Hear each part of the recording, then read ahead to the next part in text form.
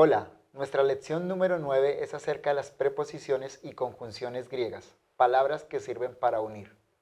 Dice el autor Richard Ramsey, la preposición conecta palabras entre sí para formar frases que se relacionan con el resto de la oración. Su nombre indica que está en una posición delante de la palabra que conecta. Normalmente se usa para construir una frase con un sustantivo o pronombre.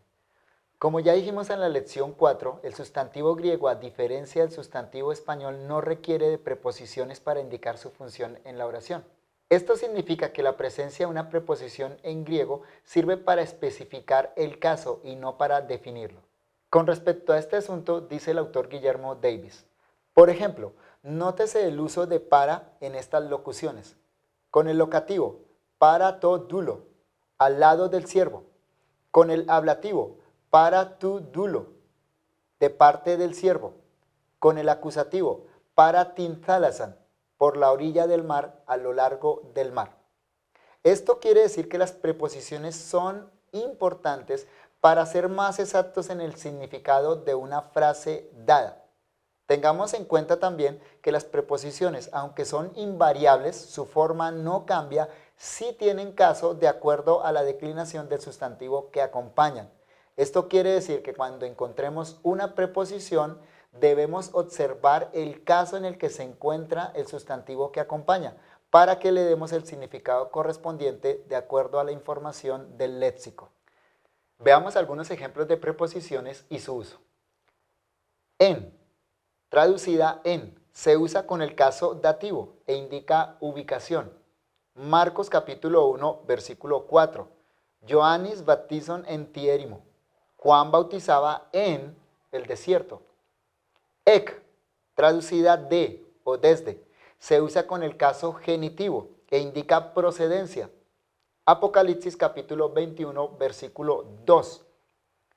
Que timpolin tinagian Jerusalén kenin idun katavenusan ectu uranu. Y yo vi descender del cielo la ciudad santa, la nueva Jerusalén. Descender del cielo, desde el cielo, indica procedencia. Is, traducida a, hacia, se usa con el caso acusativo e indica el movimiento en dirección hacia algún lugar. Romanos capítulo 10, versículo 6. Tis anabícete iston uranon. ¿Quién subirá al cielo?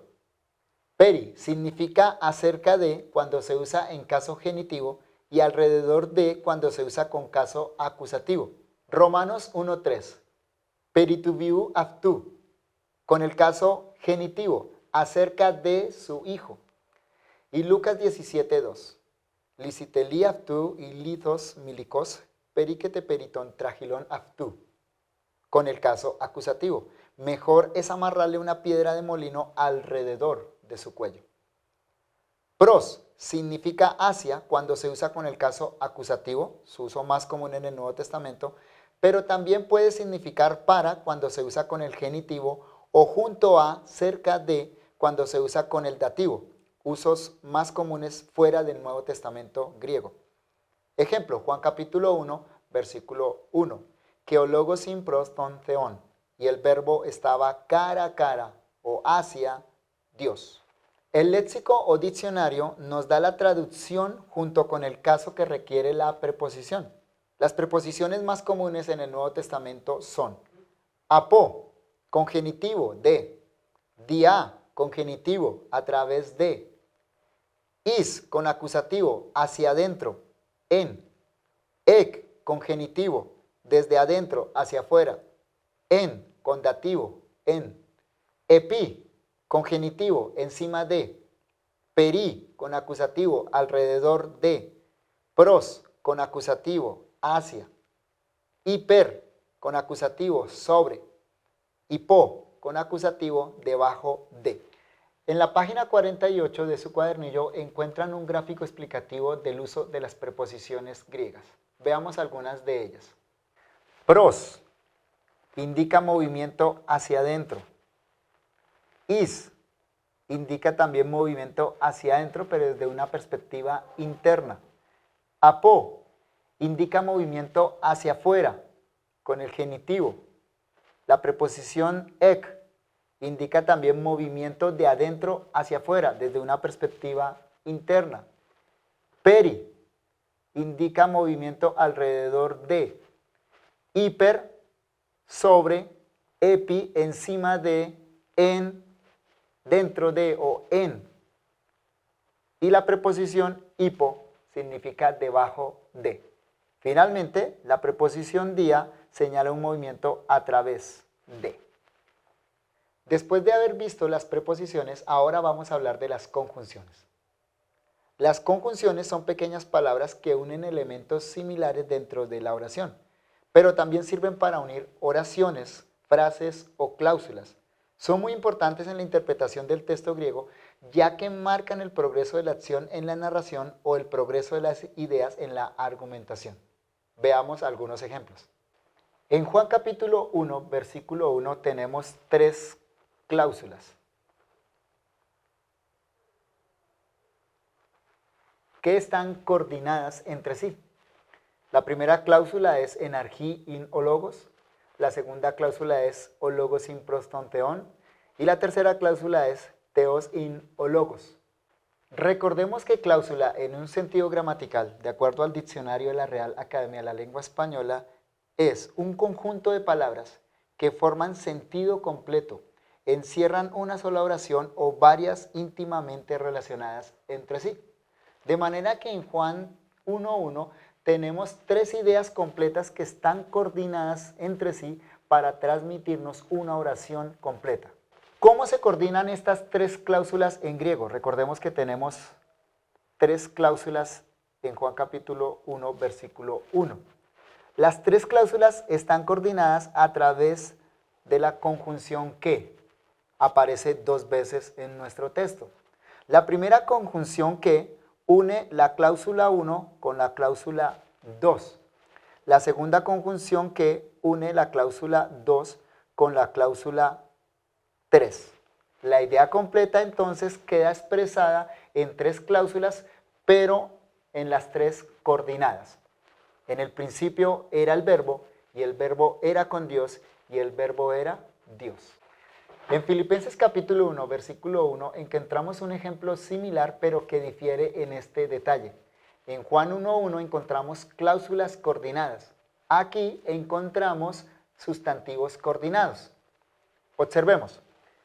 Pablos es uno de los sujetos de la oración. Timóteos es otro de los sujetos de la oración. Las 2 palabras son sustantivos. El apóstol en Filipenses 1.1 nos da una característica de estos 2 hombres.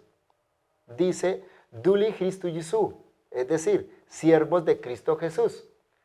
Aunque son 2 sustantivos, los 2 están unidos inseparablemente como el sujeto de la oración a través de la conjunción que. Entonces, encontramos que la conjunción une el sujeto Pablo con el sujeto Timoteo. En Lucas 2.24 encontramos otra conjunción griega. Se trata de la conjunción y, que es disyuntiva. La traducimos como o. Aquí tenemos 2 ideas. La primera de ellas, sefkos trigonon, un par de tórtolas. Y la segunda, dionosus peristerón, 2 palomas jóvenes. Las 2 ideas se contrastan a través de la conjunción disyuntiva y. El texto dice que debemos seleccionar entre 2 opciones. Un par de tórtolas o 2 palomas jóvenes. En Marcos 3.4 encontramos la misma conjunción griega y, pero ahora separando 2 verbos. El texto dice psichim sose y apoktine. El complemento psichim, alma, recibe 2 opciones. Sose, salvar, o apoktine, matar. Entonces la conjunción disyuntiva y o nos coloca frente a 2 alternativas. Podemos ver entonces que las conjunciones ayudan mucho para la correcta comprensión del texto. Por así decirlo, nos meten en la mente del escritor o narrador, de tal manera que podemos ver cómo él relaciona las ideas o los eventos.